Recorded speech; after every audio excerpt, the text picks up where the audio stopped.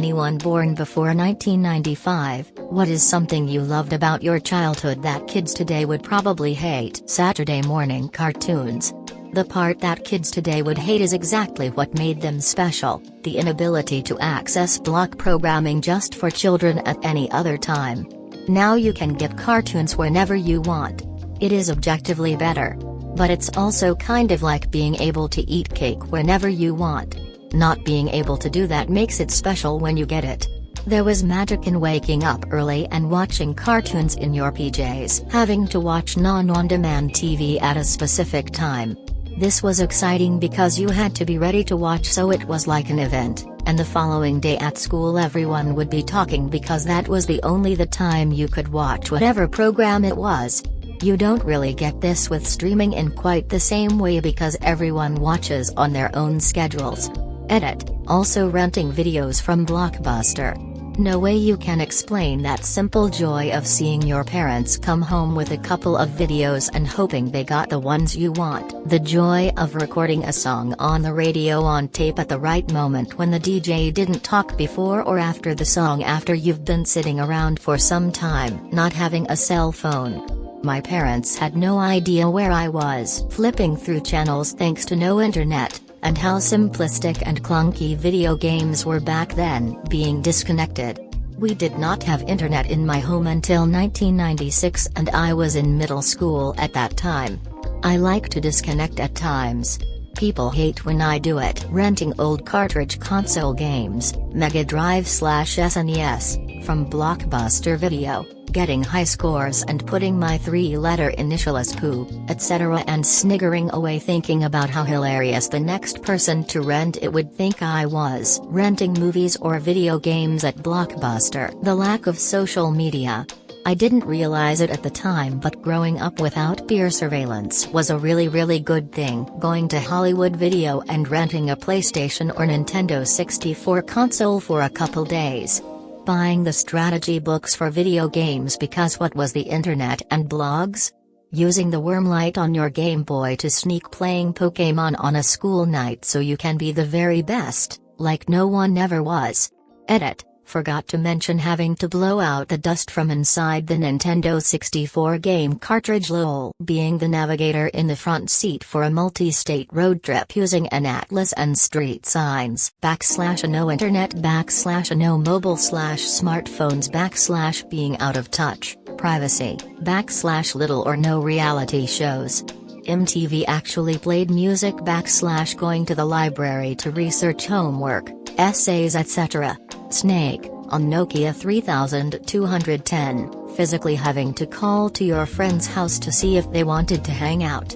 No camera phones, no witnesses, smiley face, Kids TV, Kenan and Kel, Dragon Ball Z, Ed and Eddie, Alex Mack, SBTB, no social media / internet, or with dial-up connection. Nintendo 64. Waiting in eager anticipation for the next CD release, hearing only the lead single you heard on the radio, and going to the record store to buy it. Oddly enough, the waiting. Everything was so much more exciting because we had to wait.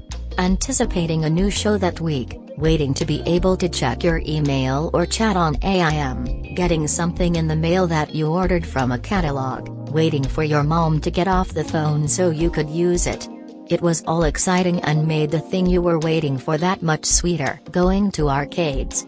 Pure nostalgia blinders on the way people reminisce about them. Imagine playing Elden Ring but you have to pay 50 cents, adjusted for inflation, to keep playing every time you die. Secrets. Nothing being filmed. No internet. Technology was very basic in the grand scheme of things. CRTs and Nintendos.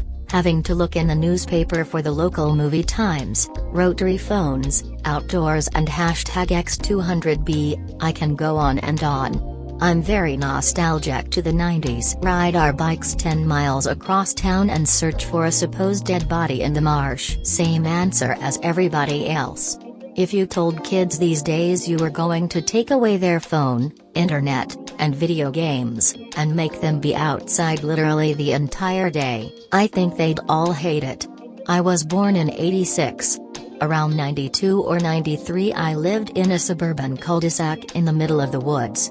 My friends and I would leave our houses and be outside playing sports and riding on our bikes and climbing trees in the woods literally from sunrise to sunset.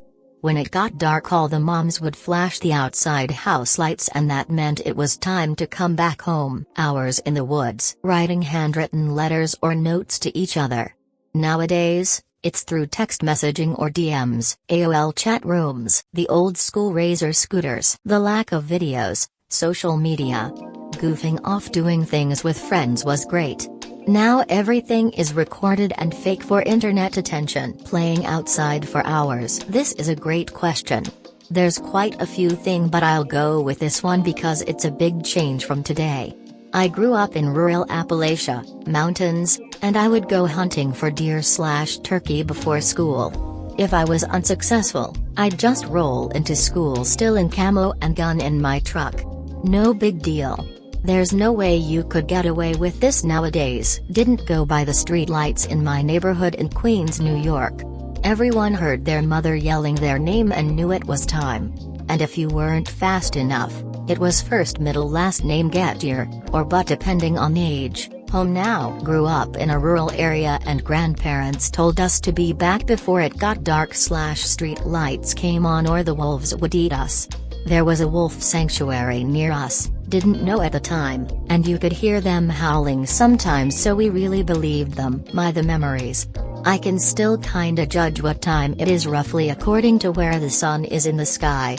Because if you didn't make it home in time when those lights came on, watch out. We had a fire siren that went off every day at 6 p.m. Not sure why, but it was awesome as a kid since that was signal to come home for dinner with a bowl of cereal. Absolutely this. Also, Toonami on Cartoon Network late night. I would stay up past my bedtime and sneak into the other room and plug headphones into the TV so that I could watch all of my favorite anime. My parents always wondered why I was such a tired but happy child. I remember watching Pokémon in the morning. Still makes me fuzzy and happy thinking about that time. Going to a hotel that had HBO and Fraggle Rock was something special. And screaming "IT's on!" to your sibling who went to the kitchen to get snacks during commercial. Lol, rushing home to catch TGIF. Sometimes I do a little historical reenactment exercise by not pausing my streaming shows while I sprint to the bathroom during the intro or ad break. Will I make it back in time? Nobody knows. I remember doing this with 90,210. Haha, definitely a lot different with today's streaming services. We just said this. Oh man. I feel old. DJs did that on purpose. You just roamed around town. No cell phone means no GPS. As a 12 to 17-year-old walking around town, you just found everything and found cool. Just walked around for hours and then home by dark. Liberating. All the freedom to roam and not be tracked was something else. I am very glad I was in high school before cell phones became widespread. With all the ways parents can check on their kids / completely track them, there's no way I could have gotten away with half the stuff I did. My mom is the type that definitely would have tracked me, too. Here's a roll of dimes, keep them on you at all times. I saw the game Duck Hunt the other day and was amazed how I could play that simple game for hours back in the day. Haha. Kids today probably would get bored by the games easily. Don't feel guilty. I truly think social media is poisonous, especially for kids. Yeah, it's actually really peaceful. It's the best. I love when I send the email that says I'm not available this weekend and I'm out where there's no signal at all. I loved Friday nights at Blockbuster. Be kind. Rewind. Yeah. Under normal circumstances, I dislike this tendency of older people to look down on the generations after them because they have all the stuff they didn't back then, but I seriously think social media is a severe detriment to the kids born after 2000. It wasn't that bad when the internet was still a relatively novel thing and smartphones weren't, but I am totally on board with Jonathan Haidt's pessimistic verdict on the impact of social media on kids and adolescents. Having a whole case of CDs in your car or the CD holders on your visor, or having to push record as quick as you could to record your song from the radio. Good times. Remember when you could go to the music store and listen to a CD with the headphones? This is an odd phenomenon. We're increasingly having to spend less and less time waiting, but at the same time that makes us less good at waiting. Plopping down that .50 on Tekken Tag and being able to play for hours, A-OK hand. Arcades were fun. Especially when your parents just drop you off all day like we couldn't have been kidnapped back in the day, haha. The newspaper for movie times. Wow.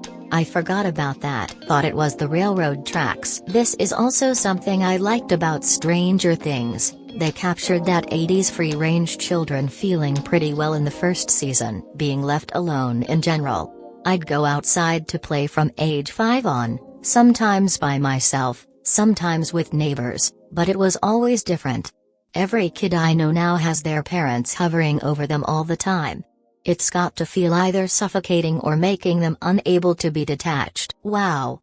I bet kids today don't know what A/S/L means, haha.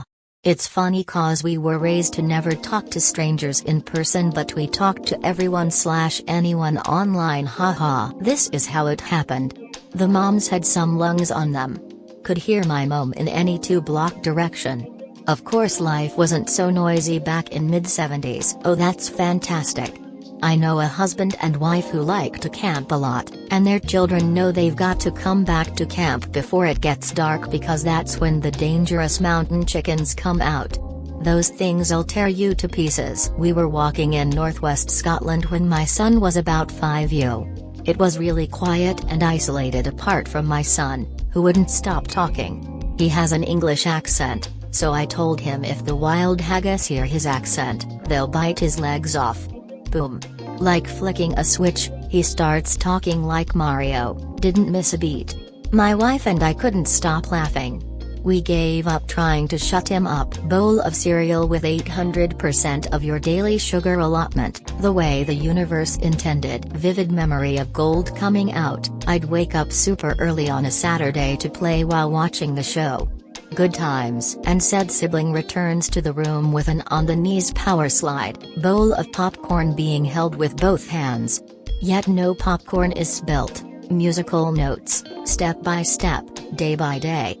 A fresh start over, a different hand to play. The deeper we fall the stronger we stay.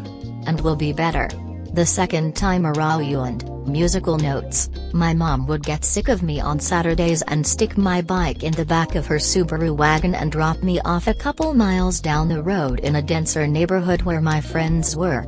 Toss me $5 for lunch at the deli, said she'd be back at dark. Sounds crazy now, but was completely normal. I'd just ride around past my friends' houses and see what was going on. Maybe, but my mom was out looking for my. She always found me. Plus, meeting up with your friends. You would basically ride your bike around to each of their houses until you saw the house with a pile of bikes out front. Then you knew where they were. If not, you'd have to go check your usual hangout spots. It was its own whole adventure. On top of that, summers consisted of get up, eat something, then tell mom you're leaving and be gone until it got dark outside. I was 10 when I did that. Here, put a quarter in your shoe in case you need to make a phone call, from a payphone. I don't think those exist anymore. I remember going to my aunt's house, seeing the Thriller video for the first time, and playing Atari, all night. Oh no, I 100% agree with you. I got rid of all my social media years ago. The only thing remotely social media I use is Reddit. I have been a lot happier for it. My friends think I am nuts for it, but it forces us to actually talk to each other to see what's going on in our lives. I worked at a Blockbuster 1991-1993-ish. Man, people would fight over movies when they came back in. And also people would be waiting for hours for a certain movie. Let's say a movie like Ghost. We could look up and see how many were supposed to be returned on a given day. So say we had 5 that were due back. People would literally wait for hours. And #X200B, we had to make a waiting list because people would get to arguing over who was there first, lol. And every single time a movie was dropped in the Dropbox, it made this very unique sound. And the waiting customers would just look at you every time, wanting you to drop everything and check the box, lol. It's an odd paradox that shows In my opinion, that the Buddhists were right in their fundamental truth that desire is the source of suffering. We always thought that if it were possible to eat a delicious meal not just once a year, but once a month, we'd be so happy. When we wouldn't be limited to 3 TV channels, but have an abundance to watch, we would find ourselves constantly on bliss. We thought that not having to wait for our packages, our delicious food, our favorite media shows, our favorite whatever, that we will become happier. We are at a point in society where the average person lives a life that is richer in resources than even the greatest king 500 years ago. We can shower every day with reliably warm water, have abundant access to foods, in all flavors that we like, education, shelter, energy, and yet more and more people feel depressed and feel like life is meaningless. More and more people experience anxiety and restlessness, unhappiness and stress.